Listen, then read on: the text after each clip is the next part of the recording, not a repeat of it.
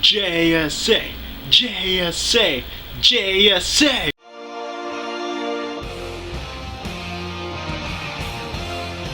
What's going on, guys? I hope you all had a good Easter. Today I'm coming at you with a review of Geoff John's JSA Omnibus Volume 1. This omnibus is running at about 1,250 pages.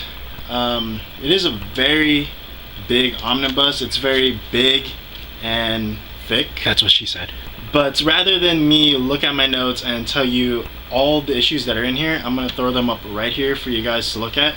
So you guys can pause the video, you guys can continue watching it. Alright, so the front cover has the JSA team with the JSA logo, Geoff Johns, and Steven Sadowski, and other people who contributed to the omnibus. On the spine you have pretty much the exact same team, JSA, Justice Society of America Omnibus Volume 1. And on the back you can pause if you want to read it. It's basically a description of what the JSA are all about.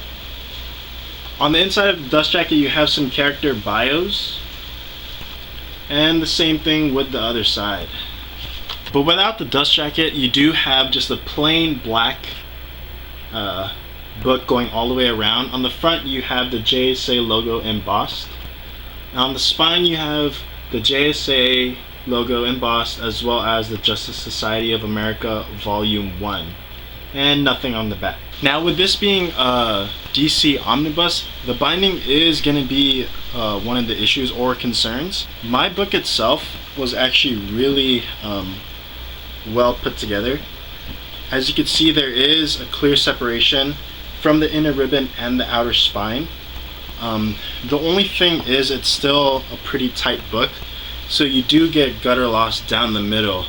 Now it doesn't make it unreadable, but you do have to navigate to a certain extent to see the images or if there are any word bubbles down the middle. Overall quality of the book is actually pretty good. The second omnibus from Geoff Johns of the JSA is actually way better quality. This one you had to get in about 100 to 200 pages in order for it to stay open without having you to hold it down. Better than the other omnibus that DC has put out in the past few years. So the JSA, who are the JSA? The JSA are credited for being one of the DC Universe's first superhero team, and they do have a huge roster. Geoff Johns actually makes it even more difficult to keep up with the roster, because throughout the entire book he keeps throwing in a lot of characters, whether they're successors to certain mantles or they resurrect certain people. You'll see if you read it.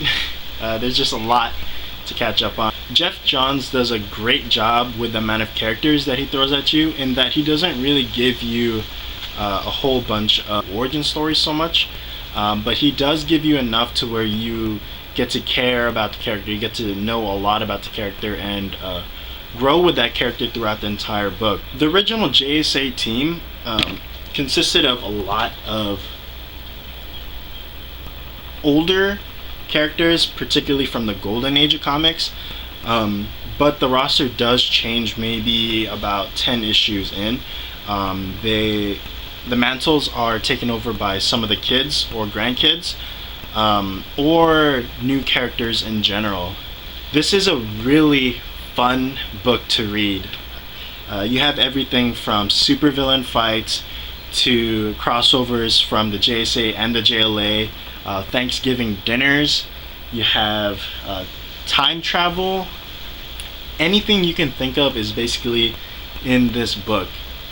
The artwork by Steven Sadowski was amazing, I must say. First 10 issues weren't written by Geoff Johns and weren't drawn by Steven Sadowski, so it's a little difficult to really get into at first, but once you get past that and once you get to the main stories, it's really enjoyable. My favorite story arc in this omnibus was the JLA JSA crossover.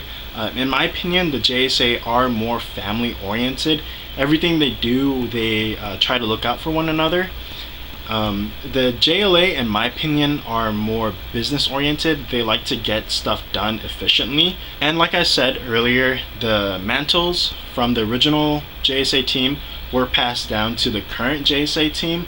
And I really like that. It kind of shows that the current JSA team are trying to uphold the legacy of their predecessors. The JLA, on the other hand, it's basically been the exact same team from the very beginning. You know, you have Bruce Wayne as Batman, Clark Kent as Superman, you have Wonder Woman, you have Barry Allen or Wally West as the Flash, and the team has basically remained the same from the beginning. They haven't really changed. So it was really nice to see how both of these teams interacted with one another and how they took on specific challenges or villains. Alright guys, that's pretty much it for my review of Geoff Johns' JSA Omnibus Volume 1.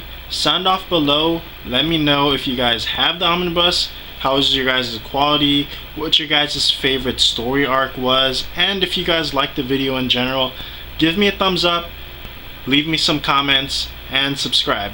Alright guys, until next time.